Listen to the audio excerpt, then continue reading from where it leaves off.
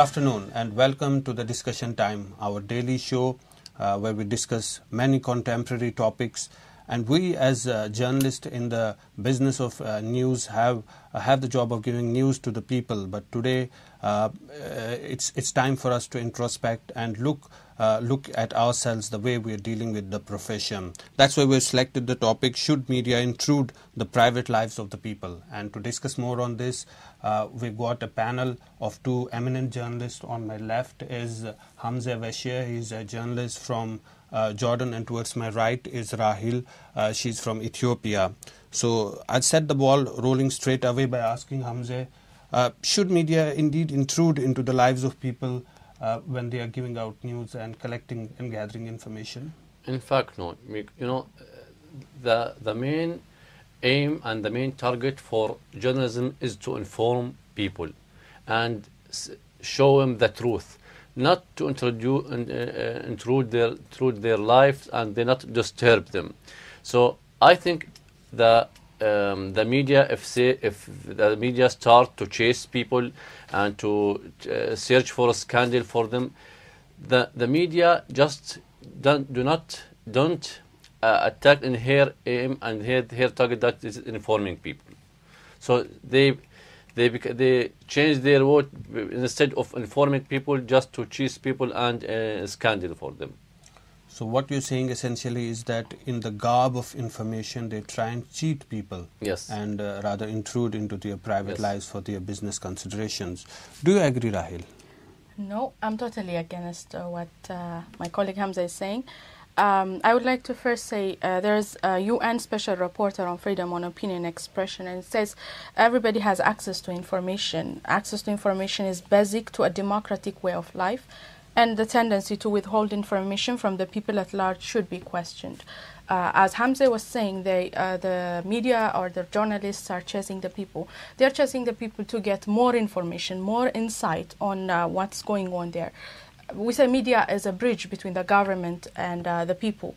So they are the ones to give more information on what's going on there. The people cannot be present at these things or meetings, or they can't have these insights, but it's the journalist, it's the media that should give them an insight. I think that the bridge that link between the information between government and people should based on ethics, should be informing people, not driving to take a forbidden way. That's an important point, Hamza. In fact, Rahil touched a very important topic also, that about the freedom of press and the whole question of ethics. I think the freedom... There is this example of phone hacking case recently. News of the World, such a prominent newspaper, had to shut shop after the phone hacking scandal came to the front. They were hacking the phones and employing investigators. Where can we draw the line? That's the question. I would like to respond to that. Yes, Rahil. Why was that newspaper very famous for the past more than a century? Why was it? Because it was trying to get more information, to give more insight on what's going on in people's lives. No, that's what the people are, the audience is interested in. If we look to the result, they become a scandal for the Robert Murdoch, and they enforced the sale of London's police officer. He resigned for that. If you look for the consequences and for results, it become a catastrophe. No. It's not. They pass the lines. How about meeting the needs of your audience? That's what should come first. I think fulfilling the need of your audience. If you think this is a freedom, it's not a freedom. Your freedom, you have to act like a freedom. But there's the limits for freedom. Hamza, the whole question, and Rahil also, is about balance. We as journalists should be responsible. We've always been saying that we don't want any control from the government, and ultimately the onus falls on us. We have to be responsible and we have to draw a line, and that's where the whole question of ethics comes into focus. Now the point is, Rahil, I would want to ask you, we have the case of Princess Diana. She was chased by the paparazzi and that really cost her life. Yes. So isn't it going too far in the pursuit of getting a story, not just getting truth, but just getting a story? Don't the journalists sometimes just cross the limit? Princess Diana's case, she was acting as if she was deceiving the people. She was acting as if she was a loving wife. She was acting as if she was a loving mother and something which she was not. But behind the doors, she was having an affair with another man. That's what caused her life. That was an important story that needed to be told. But Hamza, let me ask you. Who makes them the celebrities? It's the media who makes them the celebrities. And if media has something, why are they getting so irritated? Yeah. If it's the media which had made Princess Diana a celebrity, which makes other celebrities, and if they come up with a question that touch their personal lives or subject, why are they getting irritated about it? The Lady Diana is a princess. Yeah. The media did not make her a princess. She is a princess. She gets married for Prince Charles and become a princess. We're talking about celebrities. Yeah, I know, but I know that media make some people celebrities, but this did not give them the allow to pass lines. They did not have to pass the ethics issues. My personal life is just for me. If you want to ask something, just knock my door and ask me. Then I will give you the question is, they always love good publicity, but when it comes to bad publicity, they have a problem. Why this double standard? It's not double standard. It's something related in the media, how it's work. There is also limits for everybody. I have limits. You have limits. So why we can't deal with other according to these limits? But if that limit is going to affect the people's view towards that celebrity or that person, then your audience has a right to know. Look to the journalist who chased Lady Diana. He passed his limits. What the cause is, the effect was, she died. But what was he trying to bring to the people? That's the question. That's what he was doing. He was not. What is the information that bring it for the people? In the first place, he was not planning for her to die. Hamza, Rahil, at this point, I think it's quite a heated discussion. Let's take a break and go to the people on the street and see what's their opinion about the subject. Let's ask people and let's see what they have to say. Definitely, the media should intrude the privacy of people, especially those who are in the public service and are supposed to serve the people.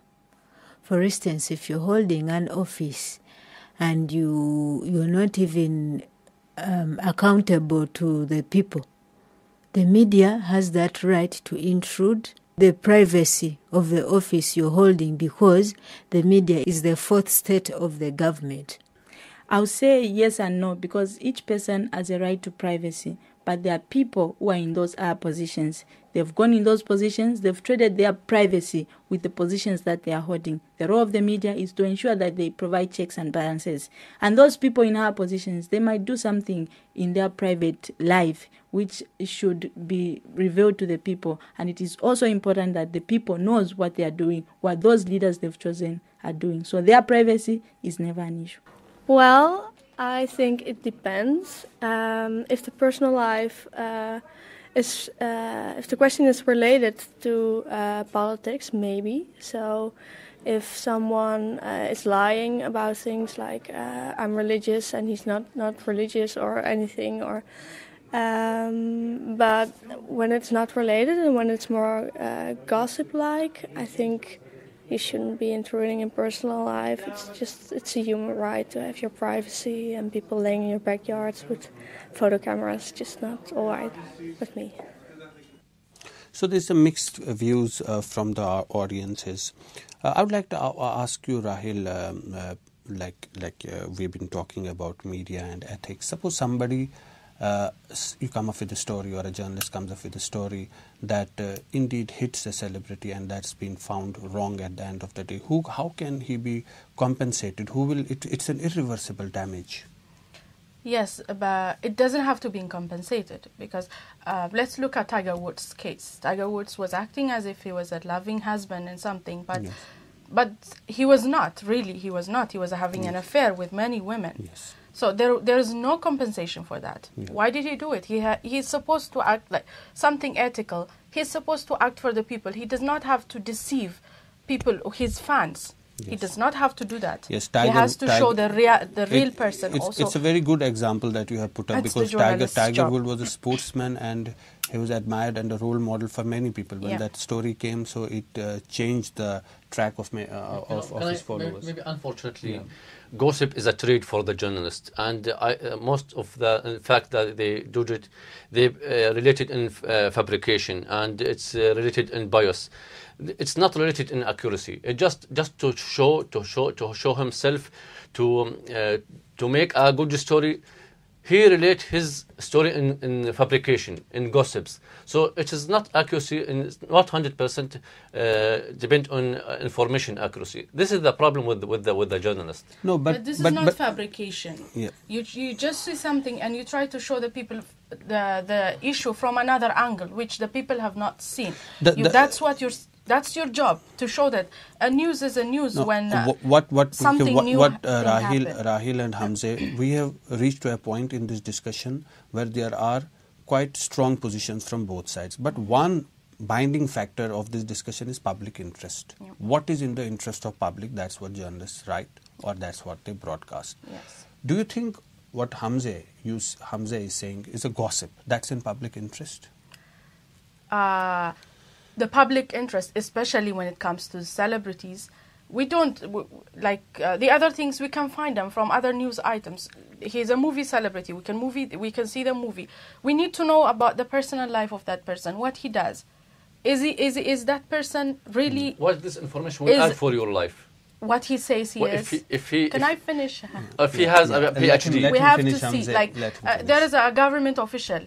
He's involved in corruption. We have to go through his personal life to know where does the money go, where does he put it, what kind of house he has, how much money does he spend per day, does it match with his salary? This kind of things we can find them only when we try to check, or when we try to go to get deep into his personal life. I don't think so. Otherwise we can't. Otherwise he's there in the parliament, or he's just there sitting in his office. He's just acting. He's not doing anything wrong. Briefly, can you say why you don't think so? I don't think so, because if I know he related in corruption and stealing money from the people, first I have to know why he is stealing this. I don't care if he have 10 cars or 10 houses, or he have a house in a certain island. I don't care about that. But he's abusing his power in that case. I know. So you're accepting it. I have to investigate why. So in short, Hamza, if you have to say now there is a line that we have to draw. You'll say that perhaps journalists need to be more responsible for giving news, and for that we can't disagree on that. Even Rahil, you will also say that they need to be more responsible so far as sending out, though we may have our own points of views. But what is important, what we reached almost at the end of our discussion is, as I was mentioning also before, public interest. It's different from what interests the public. Anything, any gossip, any issue can interest the public, but that cannot be necessarily public interest. So journalists have also got to be more responsible. And you have a point when you said most of the journalist story have been broken when they have resorted to unethical means. That also Hamza had a point. Yes. When he says that it sometimes gets reduced to gossip. So a balance has to be drawn, and journalist has to use his own conscience and his own mind to come up with the facts. So that's, we reach at the end of the discussion. We could have carried it on, but with the limitation of time, we have reached to the end of this discussion. So indeed it was a nice discussion, and we'd like to hold similar such discussions in the future, but for now we've reached the end of our programs. I would like to thank you, Hamza, and also thank you, Rahil, and this is your host, Zafar Iqbal, signing you off for today. We'll have another show tomorrow with another topic. Thank you so much.